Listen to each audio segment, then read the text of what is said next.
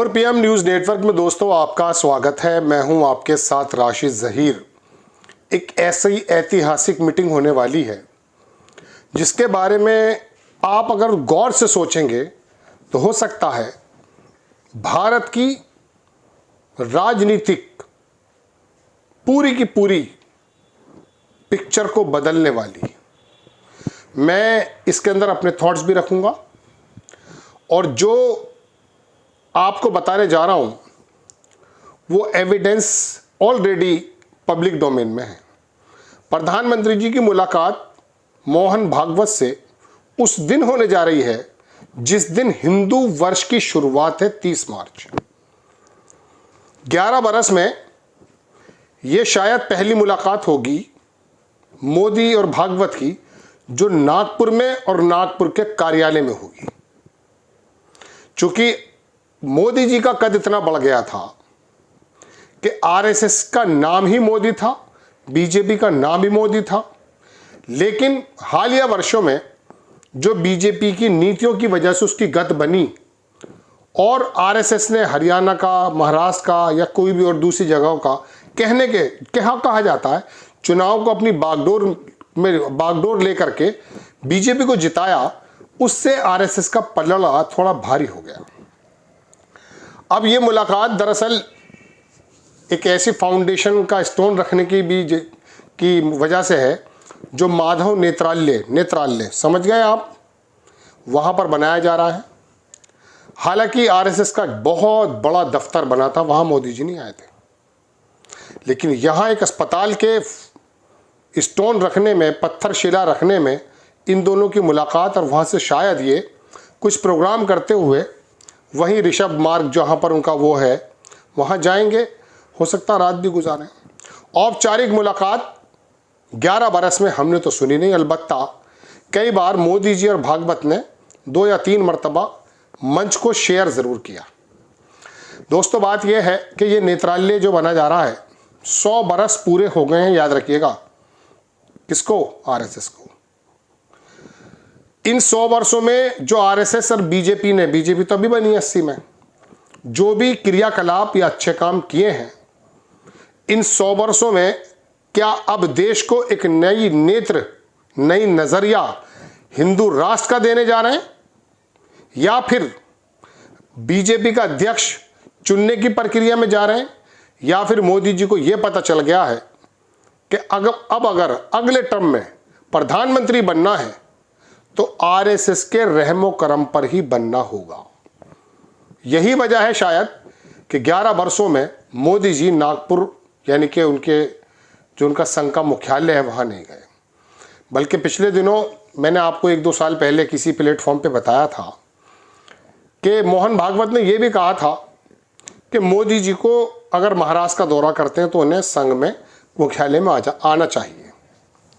इसके जवाब में कहीं मोदी जी ने यह भी कहा, हमने पत्रकार तो सुना कि मैं आता, लेकिन चूंकि मोहन भागवत मुझसे 2 साल छोटे हैं, हालांकि कहा जाता कि कुछ महीनों का फर्क है, वो आ सकते हैं, मेरा जाना, इस तरह की बात।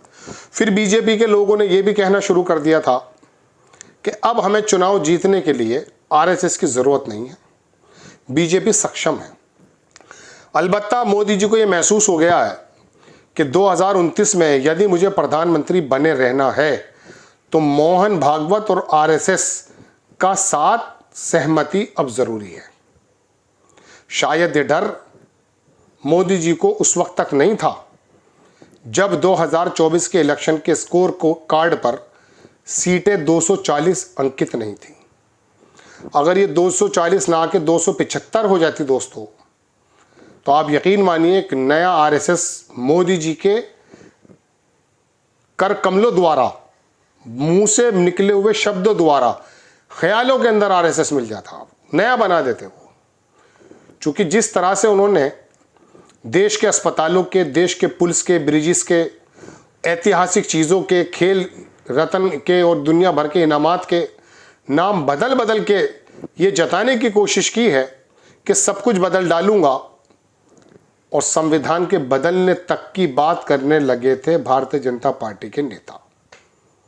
लेकिन अब ऊंट पहाड़ के नीचे आ गया। गुजरात में जो कारनामे मोदी जी ने किए थे, अच्छे या बुरे, इस बारे में हम नहीं जाएंगे। उससे जो ख्याति पूरे देश में उनको मिली थी, एक ऐसे छोटे से वर्ग में जो हिंसा का पुजारी है, जिसके दिमाग में किसी विशेष समुदाय को मार देना, उसको उत्पीड़ित करना, उसको बाहर का आदमी बता देना उसके खून में शामिल हो चुका है, उसके लिए वो हीरो बन गए थे। और दूसरे राजनीतिक गलियारों में बकिया जो पार्टी थी, प्लान के साथ उनको दागदार बना दिया गया था। राहुल गांधी को पप्पू तो मुलायम सिंह को मौलाना, मतलब हर किसी को, विपक्ष का नेता जो कमजोरों की बात कर रहा था उसको उन्होंने तुष्टीकरण या मुस्लिम परस्त ऐसा नेता बता दिया था। तो वो जो छोटा सा वर्ग था जिसके दिमाग में नफरतें भरी हुई थी, वो वर्ग ने जब देखा कि कोई गाड़ी दूसरी नहीं है स्टेशन पर, मजबूरन वो इनकी गाड़ी में चढ़ गया और ये वोट परसेंटेज हो गया 38, 35, 40। ये वजह है दोस्तों। लेकिन अर्थव्यवस्था के मोर्चे पर फेल, जियोपॉलिटिक्स के मोर्चे पर फेल, देश के अंदर इसी नागपुर में जहां मुलाकात होने जा रही है, वहीं महाराष्ट्र में क्या हो रहा है, औरंगाबाद में क्या हुआ है, कल आप अच्छी तरह से वाकिफ हैं। देश के अंदर जब हर मस्जिद के नीचे मंदिर तलाशने की कोशिश की जा रही है और पूरे ट्विटर पर और गोदी मीडिया पर आप सिर्फ यही खबरें देखेंगे कि विशेष समुदाय के लोगों को किस तरह से विलन बना दिया जाए ताकि बहुसंख्यक समाज और हिंदू समाज इकट्ठा होकर के बीजेपी को वोट दे दे। हालांकि उस समाज में बड़ा तबका, 60 से 65% का तबका, या मैं कहूँगा 75% का तबका इनको वोट नहीं देता, ना देना चाहता। वजह उसकी यह है कि उन्होंने कभी कभी मायावती का, ममता बनर्जी का, मुलायम सिंह का रोल देखा है, तो मजबूरन वो तबका चला जाता है। फिर हिंदुत्व की जो भावना जागृत कर दी जाती है, उसकी वजह से भी बाज़ मरतबा ये वोट परसेंटेज जो है, जो 20-22 हुआ करता था एक ज़माने से, वो तो था, अपर समाज ये शुरू से देता था जनसंघ के ज़माने से, तो ये बढ़ गया। फिर अमित शाह ने जो अल्पसंख्यक नहीं, सिर्फ पिछले वर्ग पर जो काम किया, वो भी वाकई कमाल का काम था। उनके अंदर ऐसी जागृत कर दी भावनाएं कि सबसे बड़े हिंदुत्व के पुजारी तो वही हो गए थे। बहरहाल दोस्तों, दो बड़ी खबरें हैं इस मुलाकात से। एक चीज़ को मैं ज़्यादा हाईलाइट नहीं कर पाया कि वो नेत्रालय सिर्फ नागपुर में उसका फाउंडेशन रखा जा रहा है, या 100 बरस की मेहनत करके देश के नज़रिए को चेंज कर दिया गया कि अब आप हिंदू राष्ट्र की तरफ बढ़ें। ये भी हो सकता है। और दूसरा, सबसे बड़ी जो प्रबल संभावनाएं हैं वो ये है कि प्रधानमंत्री जी मोदी जी ये समझ गए कि 2029 में उनकी दावेदारी अब थोड़ी सी कमज़ोर है। आपको खबर कैसी लगी अपनी राय कमेंट्स बॉक्स में ज़रूर दीजिए। चैनल को सब्सक्राइब कीजिए, शेयर कीजिए। नेक्स्ट टाइम मैं किसी खबर के साथ हाजिर होता हूँ।